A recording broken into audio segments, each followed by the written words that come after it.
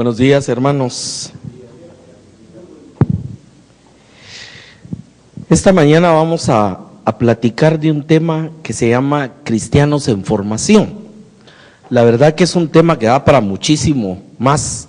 Voy a tratar de apenas hacer un pequeño resumen y posiblemente vamos a necesitar otra sesión para ver el material completo. Todos sabemos que igual que un bebé, tenemos un proceso de gestación, hay un nacimiento y hay diferentes etapas en la vida humana, de la niñez, cuando hay más cuidado, cuando hay más necesidad de cercanía a los papás, etcétera. Luego empieza una etapa del ¿cómo se llama?, del adolescente, donde está madurando, donde está aprendiendo, se está formando, y en un momento en que plenamente realizado, pues ya viene la etapa de la lucha de la vida hasta el final. Esas mismas etapas se manifiestan en la vida cristiana y muchos lamentablemente no es como en lo natural, que hay un crecimiento que va lógico, sino muchas personas se van quedando en ciertas etapas y no se desarrollan adecuadamente. Y a veces pasa el tiempo en su vida y no llegan a dar un fruto, no llegan a poseer la bendición de Dios de una manera plena por falta de madurez, por falta de crecimiento, etcétera, porque el crecimiento cristiano está completamente en función de nuestra voluntad cedida a Dios y de nuestra colaboración con el Espíritu Santo. O sea, el Espíritu no va a traer la Biblia y se la va a poner a usted en el corazón. Es usted el que tiene que meditar de día y de noche, el que tiene que aprender, es usted el que tiene que guardar, poner por obra, etcétera. Hay una gran parte que es nuestra voluntad, nuestro cedernos, para que el Espíritu pueda hacer una obra en nuestras vidas. Y eso también se manifiesta en una manera que algunos creyentes a los 2, 3 años de convertidos están dando fruto, que todavía no han dado otros que tienen 20 años de estar en la iglesia. No voy a decir en la obra de Dios, porque muchas veces ni siquiera llegan a la obra de Dios. Y eso es donde vamos viendo los estatus dentro de lo que es la vida del cristiano. Vamos a ver 2 versículos o 2 partes para empezar esta mañana como una introducción. El primero es Filipenses capítulo 1, verso 6. Dice, estando persuadido, recuérdese que eso significa convencido, seguro de esto, que el que comenzó, hablando de Dios, en vosotros la buena obra, la perfeccionará hasta el día de Jesucristo. Hace muchísimos años tuve la oportunidad de estar en un retiro en Canadá. Habíamos pastores de 40 iglesias, de 40 países, y este versículo fue la base de toda una semana de trabajo. O sea que ya se puede imaginar la extensión que tiene este pensamiento expresado en Filipenses 1:6. Pero vamos a sacar algunas cosas de ahí. Primero, cuando habla de que comenzó, significa que hay un inicio. Significa que hay un principio en la buena obra. O sea, se refiere a que es algo que está siendo construido, formado, algo que está siendo traído a nuestra vida. Dice, comenzó la buena obra y dice que la perfeccionará. Eso también es muy importante porque nos habla de que nos está llevando, y es cuando la Biblia habla de la estatura del varón perfecto. Es cuando nos habla de ser creados a la imagen de Él, que Cristo se vea en nosotros. Pareciera ser un altísimo objetivo, pareciera ser algo muy grande, muy inalcanzable, pero déjeme decirle algo. Cuando Dios dice que podemos ser algo, o que debemos ser algo, o que debemos hacer algo, es porque nos va a facultar y nos va a dar la fuerza para poder llegar a esa meta, aunque suene tan alta. Y aquí lo que dice es perfeccionados. O sea, cualquiera pensaría, mire, pero ¿cuándo yo voy a hacer eso? Es un proceso, pero es hacia donde apunta el Señor. Y dice que la fecha final para esto que está diciendo que empezó la buena obra y que nos va a perfeccionar, la fecha final es el día de Jesucristo. Usted sabe que teológicamente ese día se refiere prácticamente a la cesación de nuestra vida en esta tierra, ya sea por arrebatamiento, ya sea por traslación, por muerte, por lo que sea, pero es el momento en que vamos a dejar de existir en el plano propiamente material.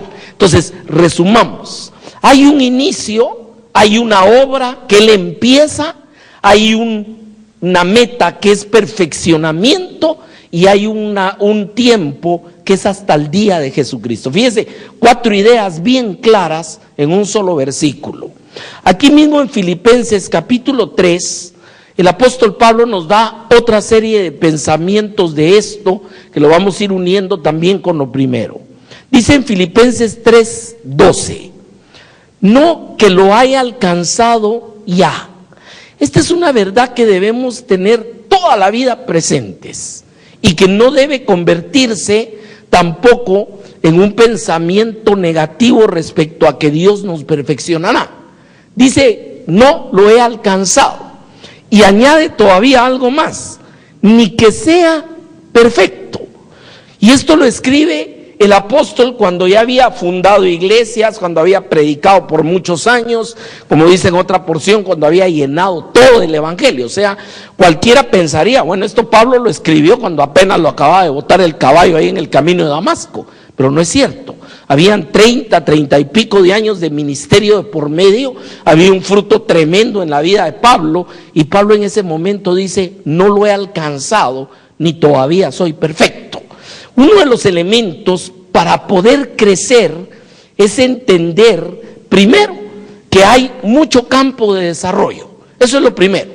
Y lo segundo es estar consciente que todavía estamos en un proceso. Cuando alguien piensa que ya llegó, que ya lo sabe todo, que ya está listo, que ya aquí ya no hay más que le enseñen, esa persona, como decía alguien, mejor que se muera, porque ya no va a tener nada que hacer en esta vida, ya lo alcanzó todo. Entonces Pablo claramente dice, no lo he alcanzado ni soy perfecto, pero eso tampoco significa que si Dios dijo que empezó una buena obra para perfeccionarme, yo hasta aquí me voy a quedar, porque entonces no lo voy a alcanzar. Viene Pablo y dice en el verso 13, hermanos, yo mismo no pretendo haberlo ya alcanzado. O sea, vuelve a remachar el mismo pensamiento. Dice, pero una cosa hago, olvidando ciertamente lo que queda atrás y extendiéndome a lo que está delante. Y aquí hay otra serie de pensamientos que vamos a reflexionar un momentito. El primero, muchas personas, una victoria o una derrota, una buena experiencia o una mala, los deja atados a un pasado. Ahí mira usted gente a veces suspirar y decir, es que en tiempo no sé quién. Yo me acuerdo, mi madrecita decía, es que cuando el dólar valía un quetzal. Sí, pero eso ya no va a volver, ahora vale 8 y tal vez más. O sea, hay gente atada a un pasado. Tal vez trataron de hacer algo, no les funcionó y también se quedan atados ahí. Por eso le digo, buenas o malas experiencias. Otros están suspirando. Por ejemplo, la gente dice, es que qué selección esa de Brasil, México 70. Sí, pero ya no es esa misma.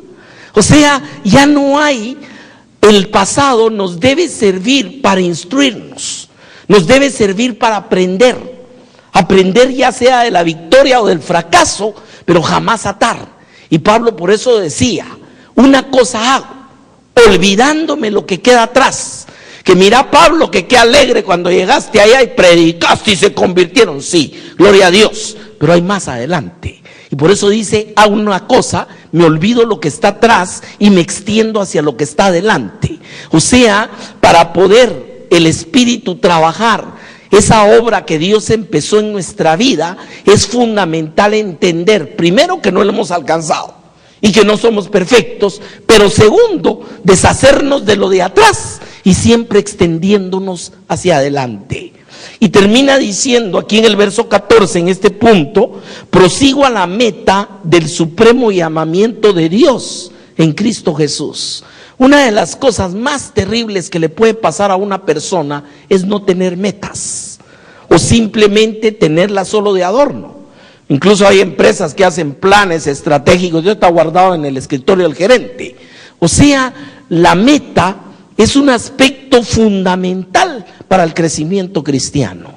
Si el año pasado no logré leer la Biblia porque no fui disciplinado, este año la voy a leer, y si puedo la voy a leer 2 veces. Esa es una meta. Si la vez pasada no pude llegar a orar más de 10 minutos diarios, este año no voy a pretender, Señor, hoy voy a orar 50 minutos. No es cierto. Ore los 10 que no oró el año pasado. La cuestión es que tu vida siempre esté motivada por metas, siempre haya un hacia dónde estoy yendo, y en esas metas está irme cediendo a que Dios me vaya perfeccionando, ir cediéndome a olvidarme lo que queda atrás, sea bueno, sea malo, y extenderme todo el tiempo hacia adelante, porque tengo una meta a dónde llegar, y Dios me tomó a mí, dice la palabra, para eso mismo, para poder alcanzar esa meta del supremo llamamiento de Dios en Cristo Jesús. Y esto no está hablando de que, si es que Dios me llamó a ser evangelista, no. A todo cristiano hay una meta, hay un objetivo de Dios en su vida. Y voy a volver un momentito a donde empecé. Cuando habla de que Él comenzó la buena obra, hermano, si hay ingenieros me van a entender. Usted no llega a un terreno y dice, bueno, aquí ¿qué podemos hacer? A ver, probemos a poner aquí unas bases. No es cierto. Pasan muchas horas sentados en la mesa de dibujo, incluso hacen maquetas y tienen toda la planificación de cuánto van a utilizar para todo lo que es desagües, lo que es electricidad. Cuando llegan los trabajadores y empiezan a levantar la tierra donde se va a hacer una construcción, ya el arquitecto, el ingeniero ya tiene totalmente desarrollado en su cabeza qué es lo que va a hacer. O sea, cuando dice que Dios inició la buena obra en nuestra vida, hermano, desde la eternidad ya sabía que era lo que quería hacer de aquellos que llamara y aquellos que escogiera. O sea, Él no viene al azar a ver, bueno, voy a jalar a este fulano a ver de qué me sirve. De repente me sirve, a ver, veamos si canta bien. No, eso no es con Dios, ¿me entiende?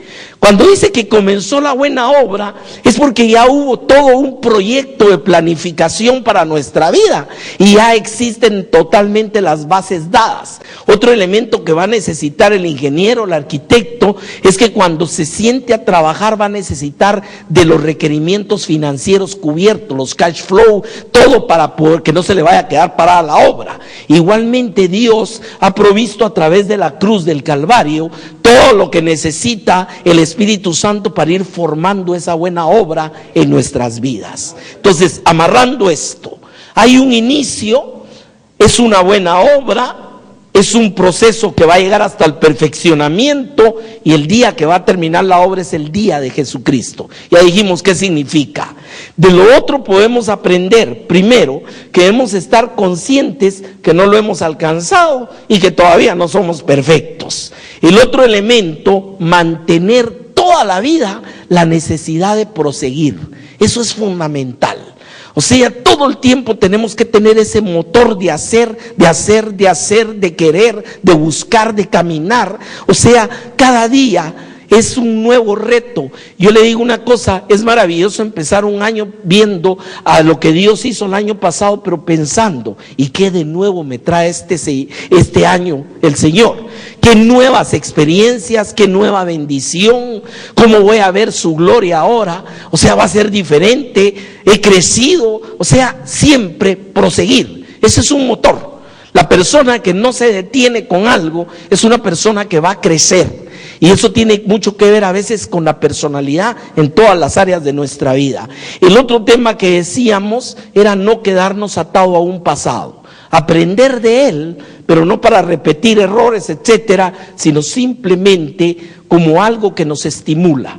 La palabra de Dios nos enseña muchas veces, cuando Israel estaba en problemas, Dios viene y le dice, recuérdate lo que hizo Jehová tu Dios allá en Egipto, recuérdate cómo te ha librado, recuerda, o sea, todo aquello donde usted ha tenido una experiencia con Dios es algo que debe servir como fundamento para saber que Dios va a seguir haciendo lo que dijo que iba a hacer en nuestra vida y que nos va a llevar, como dice la escritura, de victoria en victoria en Cristo Jesús. Ese es el punto de la visión de prosigo.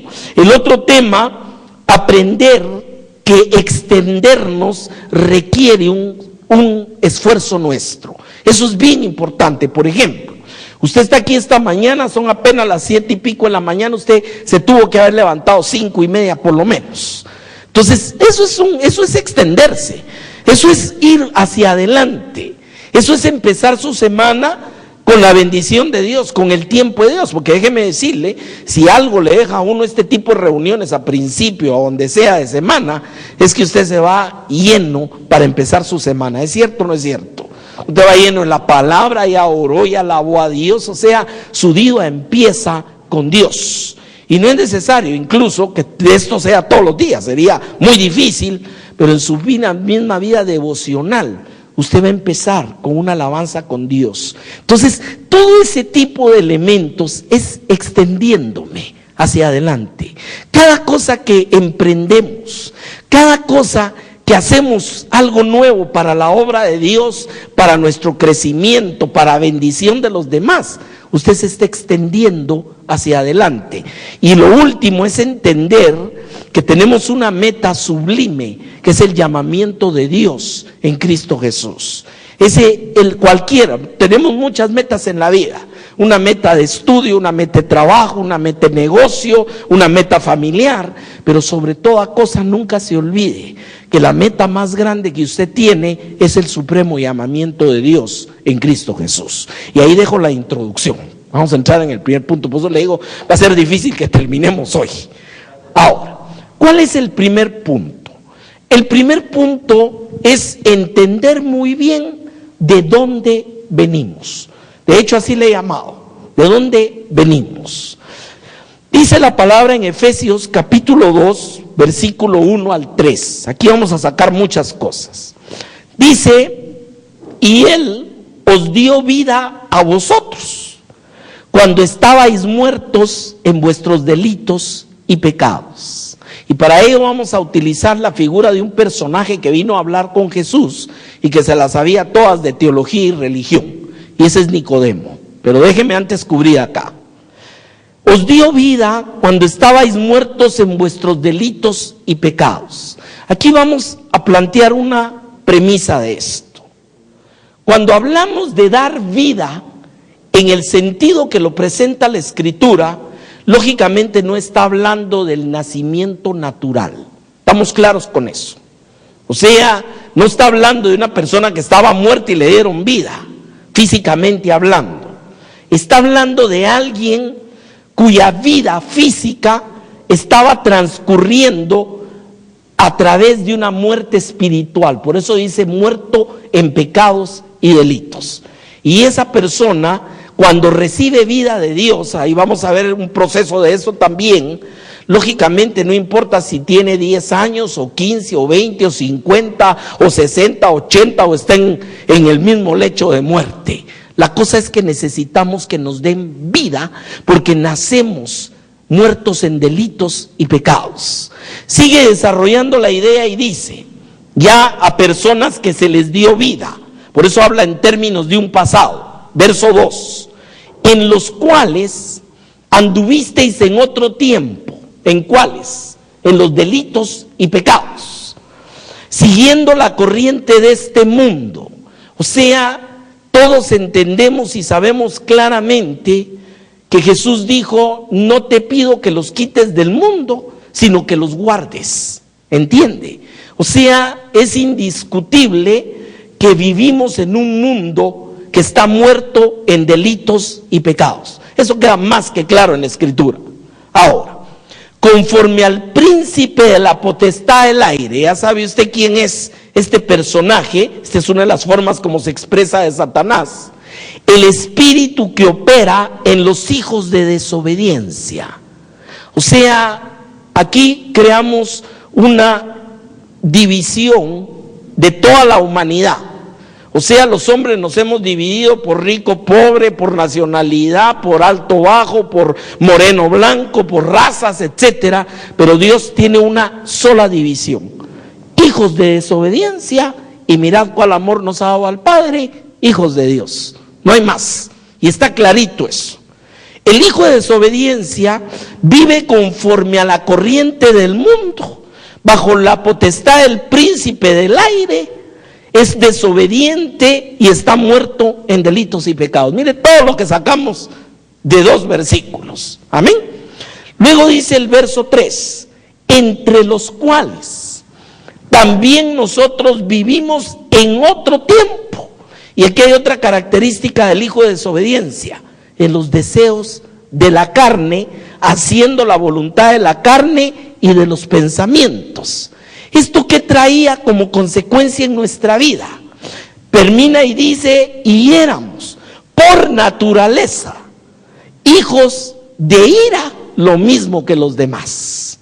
Entonces, cuando la Biblia habla de que el que inició la buena obra, está hablando que de este entorno de hijos de ira, de desobediencia, que hacen la voluntad de la carne, que están muertos en delitos y pecados, que siguen la corriente de este mundo, que están bajo la potestad del príncipe del aire, todo ese entorno, toda esa naturaleza, de ahí es que Dios toma y saca a sus hijos. ¿Entiende el punto de ello?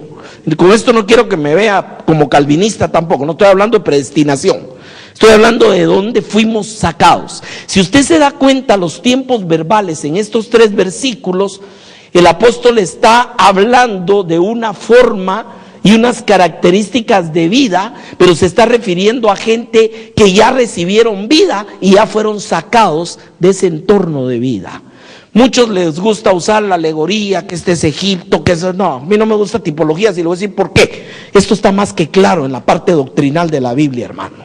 Usted esto no maneja, claro, le puedo poner 20 si usted quiere, pero esto está, si usted se da cuenta, el lenguaje en que está escrito es bien directo y está presentando las ideas de una forma bien conformada. Además, recordemos que Pablo escribía mucho dejando ciertos temas y retomándolos más adelante para irlos complementando, pero esta es de las porciones donde deja ir una serie de pensamientos que todo viene totalmente eslabonado, porque está sentando un principio que le va a servir más adelante. Y claro, no tenemos tiempo, no es un estudio de Efesios, pero Efesios es un libro tremendo. Ahí empieza a hablar de por lo menos 26 cosas que son hechas en nuestra vida cuando nos es dada vida. Ahora, ¿de dónde venimos? Venimos del mundo, de estar muertos en delitos y pecados. Venimos de seguir la corriente del mundo bajo la potestad del príncipe del aire. Venimos de ser hijos de desobediencia, venimos de ser hijos de ira, venimos simplemente de vivir por la carne. Ahí ya dejamos sentado de dónde venimos. Ahora, venir de este trasfondo no significa tampoco que usted haya sido un asesino, asaltador, violador antes de convertirse a Cristo, porque aquí viene la otra idea errónea. ¿Puede una persona buena, entre comillas, y en el sentido que nosotros decimos bueno de alguien, ser un hijo de desobediencia que está muerto en delitos y pecados? Sí, totalmente. Y le voy a demostrar a través de un personaje que él mismo no entendió lo que le estaba hablando Jesús hasta que se lo explicó. Vamos a ver Juan capítulo 3, verso 1, y vamos a hablar de un personaje llamado Nicodemo. Veamos primero sus características. Había un hombre de los fariseos.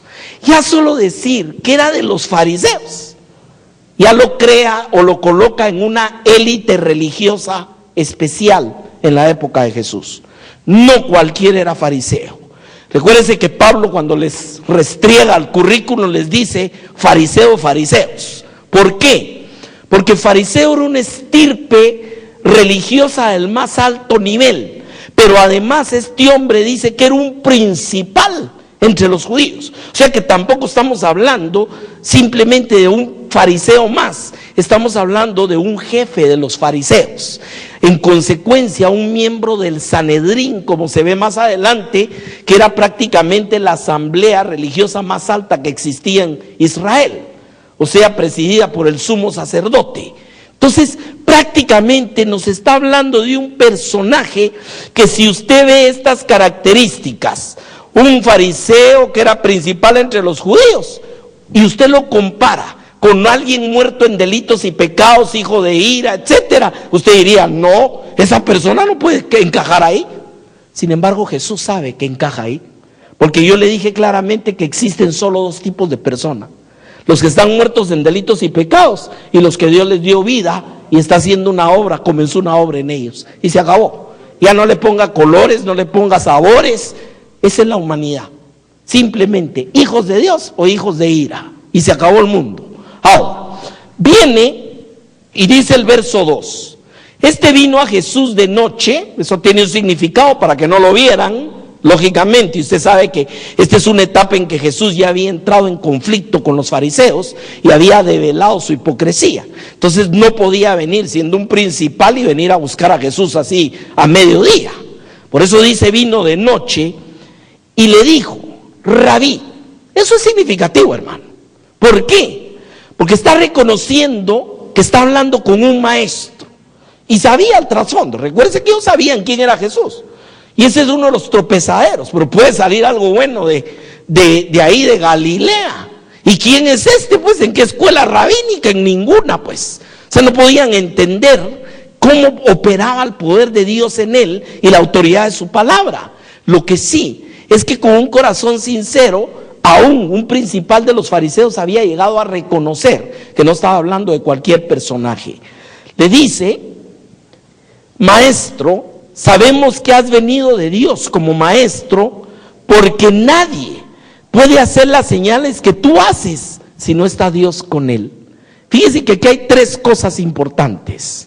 Primero, ¿quién es? Es un fariseo principal entre los judíos, pero al mismo tiempo es alguien que ha sabido reconocer que Jesús es un rabí que viene de Dios y que en él opera el poder y las señales de Dios.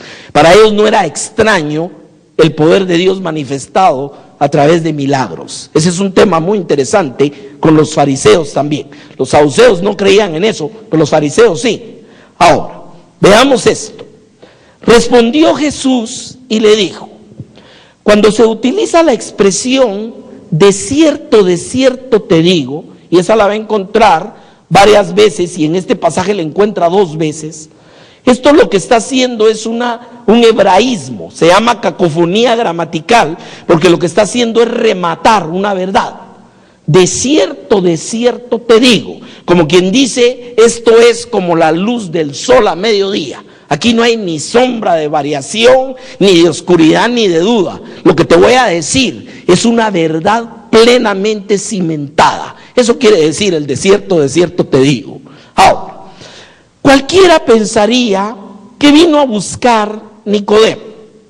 Nicodemo quería conocer a Jesús, pero nunca se imaginó, por toda su propia vida, teología, testimonio, crecimiento en la obra de Dios en el tiempo de Israel, lo que menos se hubiera imaginado es que le digan que está muerto en delitos y pecados, hermano.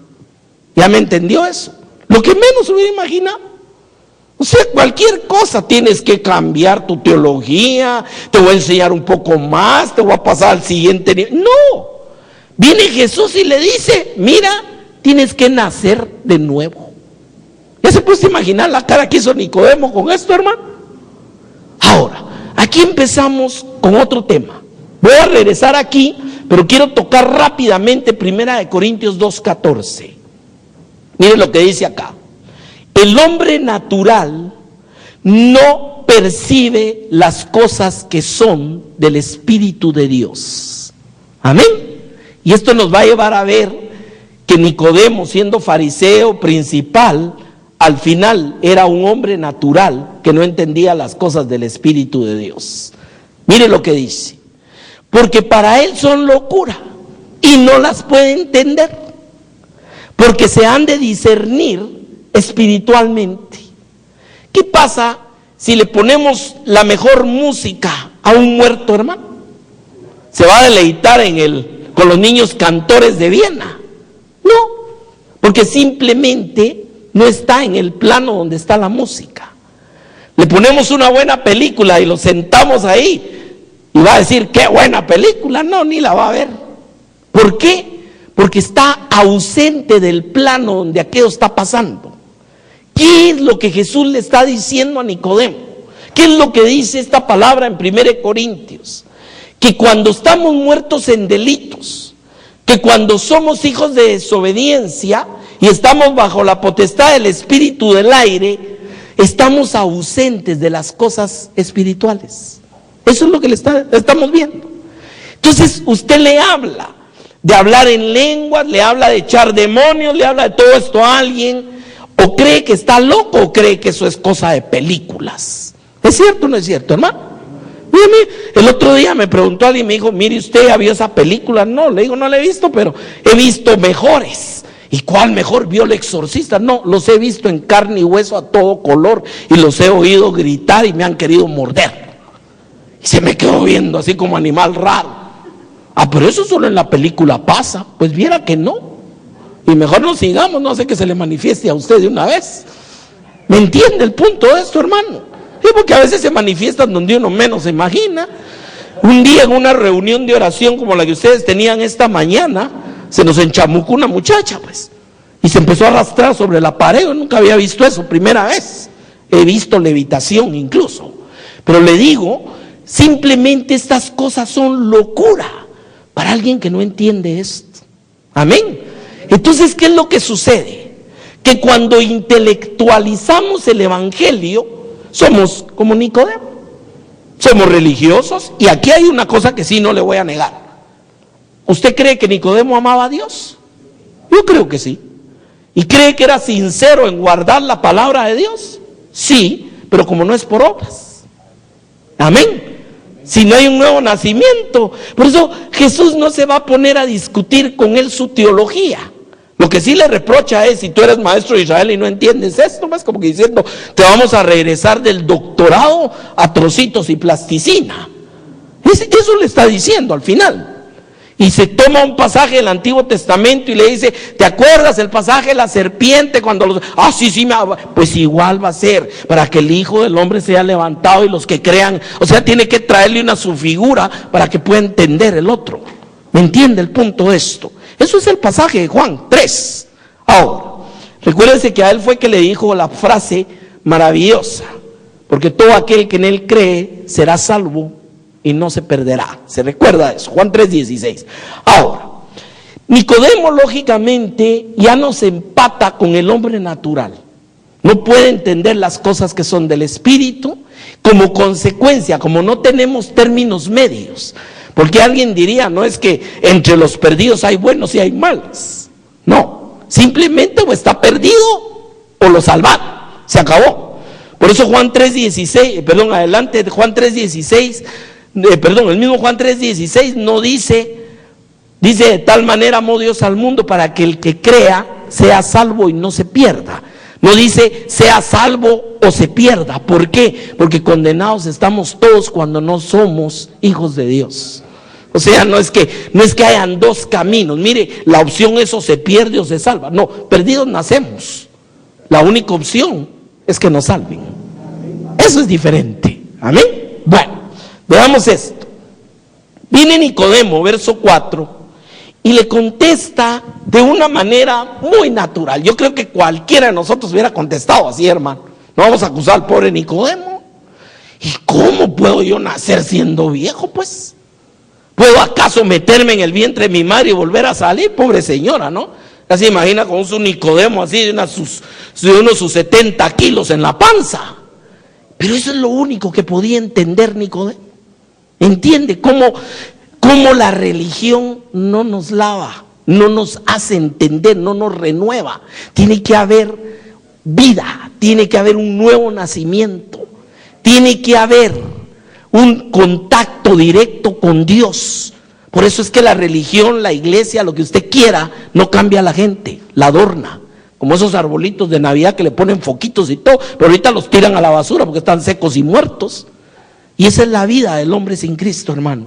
Muchas veces lo que tenemos son adornitos, que yo voy a tal iglesia, que no le hago mal a nadie, que creo en Dios, yo esto, yo lo otro. ¿Es cierto o no es cierto? Ahora, Nicodemo no es ningún hipócrita tampoco. Era un hombre sincero. Y en su misma sinceridad fue que vino a buscar a Jesús. Porque sabía que había algo más que él no sabía. Lo que no se imaginó nunca es que lo iban a mandar a parvulitos de una vez. tienes que nacer de nuevo. Y el pobre ya no le quedaba otra. Mira, pero ¿y cómo voy a nacer otra vez, pues? Ahora, esto nos habla también de dos nacimientos. El nacimiento natural, que es el que los hermanos ginecólogos atienden, y el nacimiento espiritual, que aquellos que tienen un ministerio son los que atienden. Pablo dice, por vosotros vuelvo a sufrir dolores de parto hasta que Cristo sea formado en vosotros. ¿Se recuerda de esa expresión? O sea, lo que Jesús le está planteando es el pivote central de la venida de Jesús y el centro donde converge todo el evangelio. Juan 3 tiene una serie de puntos que son como el génesis de toda la doctrina cristiana. Ahora, veamos un poquito más. Respondió Jesús y le dijo otra vez: de cierto digo, que el que no naciere del agua y del espíritu no puede entrar en el reino de Dios. Aquí le está agregando un elemento, el reino de Dios. Ahora, pensemos en términos de tiempo. Cuando apareció Jesús, uno de los primeros elementos que enseñó es: el reino de Dios se ha acercado a vosotros. Años después, hecha la obra, Pablo escribió que somos trasladados de la potestad de las tinieblas, o sea, de ser hijos de desobediencia, al reino de su Hijo amado. Ese es el reino de Dios. ¿Dónde vive usted hoy? En el reino de Dios. No, hermano, mire que cuando nos muramos ahí en las calles de Orima en el momento, usted nace, cuando nace de nuevo, usted es trasladado al reino de Dios. Estamos claros, y por eso algún día vamos a estudiar aquí las famosas leyes del reino. O sea, tiene sus propias leyes, así como hay leyes en la naturaleza. Ahora, ¿qué es lo que sucede con este punto entonces? Que simplemente nacemos en un espacio, nacemos en un tiempo, en el sentido estrictamente físico, pero Jesús está hablando de un nacimiento en términos espirituales. En Juan capítulo 1, versos 12 por ahí, nos explica cómo es esto. Dice que a los suyos vino Jesús, y los suyos no le recibieron. Está hablando de los judíos. Pero dice, mas a los que le recibieron, los que creen en su nombre. Fíjense, son dos condiciones: creer y recibirlo. A ellos les es dada la potestad. O sea que no es en automático, sino es una dádiva de Dios cuando usted cree y cuando usted recibe a Jesús, que sean hechos hijos de Dios. Y por si queda alguna duda, de una vez Jesús le añade: los cuales no son engendrados de carne, ni de sangre, ni de voluntad de varón. En otras palabras, no son los nacidos entrando en el vientre de la madre, como lo que pensó Nicodemo, sino son hijos de Dios. ¿Entiende cómo lo explica? Y por eso también dice: aquel que en él cree no se pierda, mas tenga vida eterna. Por eso es que el evangelio, si usted ve en cualquier Biblia, dice evangelio de nuestro Señor Jesucristo. Ahí no tiene ni a la mamá, ni a los primos, ni a nadie más. ¿Por qué? Porque el evangelio es estrictamente cristocéntrico. ¿Entendemos eso? Él es el camino, la verdad y la vida. Un solo Dios hay, un solo mediador entre Dios y los hombres, y es Jesucristo. O sea, yo no sé cómo alguien se puede enredar con una verdad tan clara en la palabra. Ahora, sí lo entiendo cuando vemos que al hombre natural no puede discernir las cosas de Dios. Amén, ahí sí lo entiendo por qué. Ahora, vemos entonces que el que no naciere del agua y el espíritu no puede entrar en el reino de Dios. ¿Por qué? Porque el reino de Dios está gobernado por Dios. ¿Estamos claros en eso? Y el reino de Dios se manifestó y vino y se acercó a nosotros en la persona de Jesús. Y nosotros somos, cuando creemos y le recibimos, somos trasladados de donde estábamos hacia el reino de su Hijo amado. Ahí está más que claro eso. Va a haber un día que ese reino se va a manifestar materialmente. Eso sí está en Apocalipsis, eso viene para adelante, pero el día de hoy somos parte ya del reino de Dios. Estamos claros con eso. Es como el extranjero que vive en otro país. Y esa fue la oración de Jesús. No te pido que los quites, sino que los guardes. O sea, usted ya no es. Usted, por eso dice Pablo también que somos embajadores de Dios, rogando a los hombres que se reconcilien con Él. ¿Por qué? Un embajador vive en un país, pero no está bajo las leyes de ese país, ni es parte de ese país, ni tiene que pagar impuestos. ¿Es cierto o no? Usted como miembro del reino de Dios, usted no tiene que pagarle impuestos al diablo. Claro, al gobierno sí, al César lo que es del César, no me va a malentender. Pero sí, no tenemos que estarle pagando facturas al diablo. ¿Me entiende? Porque él va a querer, en el grado que la persona tiene ignorancia de estas verdades, el otro va a estar atrás haciéndole mal a la vida, vino a matar, robar, y esto es lo que le pasó a Job. Por eso Job al final dice: Señor, yo de días te había oído, pero ahora mis ojos te ven, ahora sí sé quién eres tú. Por eso le había echado la culpa de toda la obra del diablo. ¿Me entiende el punto de esto? Ahora, volvamos acá entonces. ¿Por qué le dice nacer del agua? Mire, esto es muy sencillo. Otros le han encontrado 20 pies a esto otra vez con tipologías y un montón de cosas. Pero es muy sencillo. ¿Qué significa el bautismo cristiano, hermano? Dice que somos sepultados juntamente con Él para nacer a una nueva vida.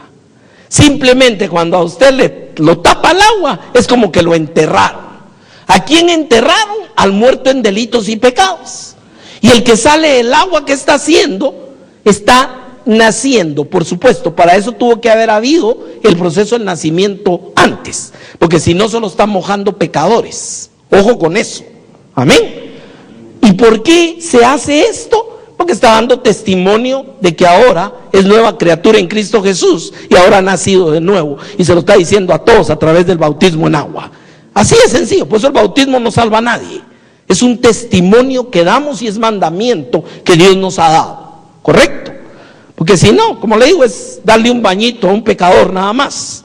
Ahora, veamos esto. Nacer del agua y el espíritu no puede entrar en el reino de Dios. Y le aclara: lo que es nacido de la carne, carne es.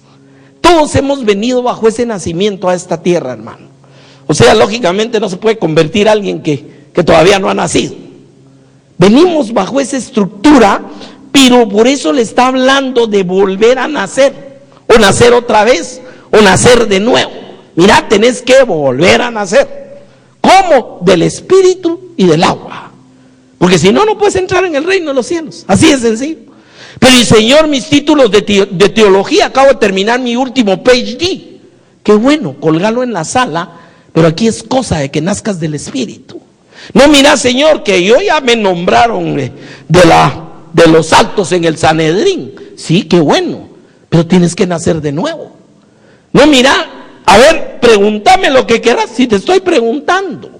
Y te estoy preguntando de trocitos y plasticina, y no entiendes esto, Nicodemo. Fíjese qué tremendo, hermano. Es maravilloso entender. Por eso dice la palabra que confunde la sabiduría de los sabios, y que a los niños le ha placido revelar estas cosas. Cuando usted entiende lo que estamos hablando esta mañana, mi amado, siéntase la persona más afortunada que vive sobre la faz de la tierra. Porque aunque le parezca increíble, va a salir de aquí a trabajar y se va a rodear de un montón de gente. Si usted les habla de esto, es locura. ¿Es cierto o no es cierto, hermano? Ah, esa es tu religión, vos ahí te están lavando el coco, vos. Pero yo tengo mi propia religión. En mi religión dicen otra cosa. ¿Me entiende lo que quiero decir, hermano? Y por eso hay gente que dice: no todas las religiones son buenas, dicen todos los ríos van al mar. Mentiras del diablo. Amén. Mentiras del diablo. No es cosa de religión, es cosa de haber nacido de nuevo y se acabó. Y si usted nació de nuevo, le voy a enseñar a alguien que nació de nuevo y no quiso nada, ni se bautizó: el ladrón de la cruz. Así de sencillo. Ese hombre tuvo un testimonio ahí escrito en la cruz del que estaba a la par: Rey de los judíos. En otras palabras, el Mesías. Y ese hombre confiesa de una vez y dice: nosotros estamos padeciendo lo que merecemos. ¿Cuál tu ladrón bueno? Eso es la tradición, la que se inventó eso. No era tan malo como el otro. Y le dice, pero ningún mal ha hecho. Mire, el sacrificio perfecto. Y después le dice, acuérdate de mí cuando vengas en tu reino. O sea que es un rey y tiene un reino. Yo lo que le estoy pidiendo es que me lleve a su reino. Estoy reconociendo que estoy aquí por mis faltas y estoy reconociendo que Él es perfecto y puro. Todo lo que necesitaba para ser salvo. ¿Qué dice la palabra en Romanos? Con el corazón se cree y con la boca se confiesa.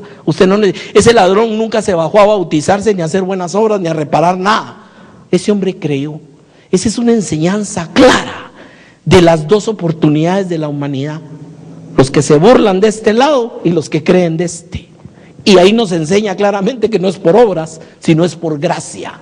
Porque Jesús tampoco le dijo, bueno, de cierto te digo, unos tus cuantos años en el purgatorio y quedan unas cuantas misas y ya, vamos a ver si estás listo. No, le dijo, hoy mismo estarás conmigo en el reino. Qué maravilloso la del evangelio, ¿no? Hermano. Ay, Señor. Y fíjense que no me ha dejado pasar de la introducción y el primer punto, ya se me va a acabar el tiempo, y son 5 puntos. Pero seguimos, ¿verdad? Por lo menos un poquito, porque yo sé que usted tiene que ir a trabajar. Ok, ya nacimos, ya entendimos que había que nacer, ya entendimos de dónde nos sacaron, ya entendimos a dónde nos trasladaron, ya entendimos, bueno, ya somos salvos, ya creí, ya confesé, ya me bauticé, ya estoy listo. ¿Listo para qué? Para empezar a crecer. Sale el niño de la sala de operaciones, ya se echó sus buenos gritos, ya lo empacaron y toda la familia le llevó regalos. ¿Ya terminó eso o está empezando? Eso es lo que tenemos que entender, hermano. Está empezando. ¿Correcto? Está empezando. Por eso la segunda parte del tema se llama hijos pero niños. Amén. Hijos pero niños. Qué maravilloso sería que nos tocara el Señor con una su varita así, ¡juas! Y ya usted fuera un Pablo sabiendo toda la teología del mundo, hermano. Sería rico, ¿no? Y al siguiente día ya usted que ni se le ponga al diablo enfrente porque lo patea. No es cierto. Somos niños. Apenas está empezando, ni siquiera ha dado los primeros pasitos. Y esa es la primera etapa. Como le digo, lamentablemente esa etapa va a ser tan larga como usted la alargue. Óigame lo que estoy diciendo. Si la persona no aprende a orar, hay que estarlo arriando, etcétera, esa persona va a pasar años y va a seguir niño. Y va a seguir reaccionando como niño, pensando como niño. Aquí lo dice. 1 Corintios 13:11. Mire lo que dice la palabra. Cuando yo era niño, hablaba como niño, pensaba como niño, jugaba como niño, mas cuando ya fui hombre, dejé lo que era de niño. Y lo que vamos a estudiar en las próximas lecciones es cómo dejar la niñez. Punto 1, porque después viene la adolescencia y ahí vamos para adelante. Dice verso 12, ahora vemos por espejo. Hoy en día, usted se ve en el espejo y es bien clarito, ¿es cierto o no?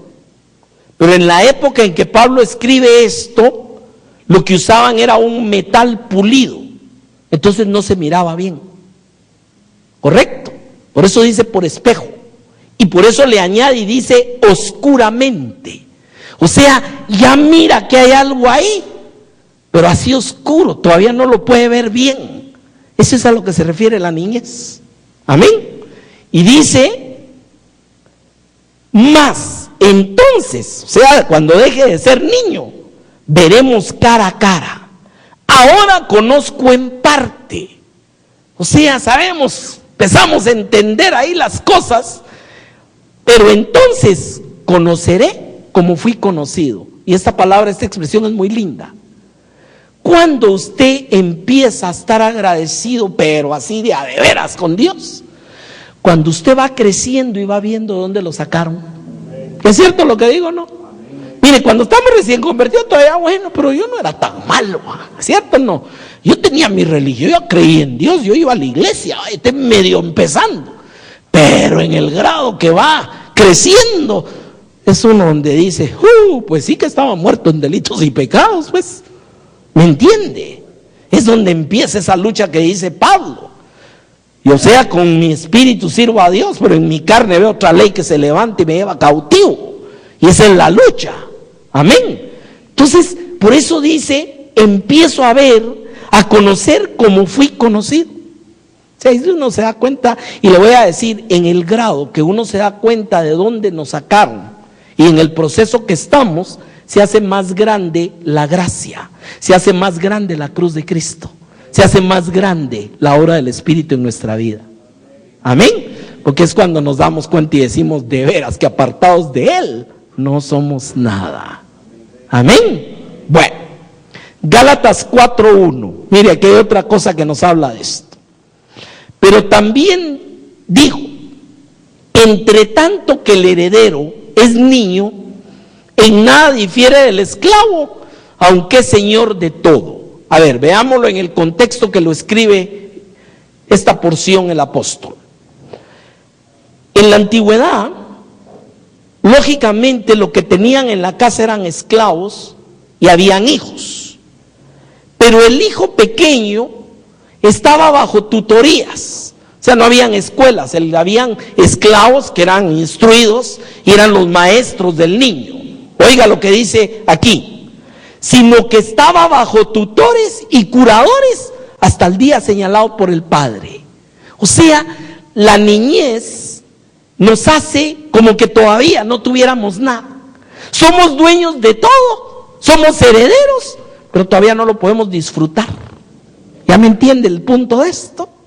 Entonces, mucha gente que pasa su vida sin alcanzar o poseer las cosas que Dios le ha dado por medio de la obra de la cruz y por el poder del Espíritu, es porque simplemente siguen siendo niños. Y el niño no difiere del esclavo, aunque sea heredero y dueño de todo. ¿Ya me entiende esto? Por eso una de las etapas que vamos a ver se llama entrando a poseer. ¿Entrando a poseer qué? Si lo quiere ver bonito, pues la tierra prometida y que ven, no. Está claro en la doctrina, hermano. Entrando a poseer lo que Cristo está haciendo en mi vida, lo que Él me ha dado, lo que Él está con nosotros, etcétera. Está claro ahí, ¿me entiende? Veamos este punto. Verso 3, sigo en Gálatas 4.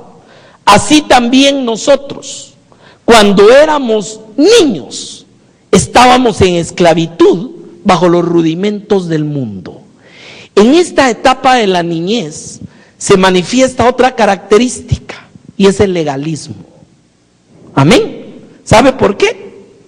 Porque entonces, aunque ya somos hijos de Dios, ya nos convertimos, ya somos salvos, ya vamos a una iglesia cristiana, muchas veces tenemos muchas cosas de tradiciones que guardamos.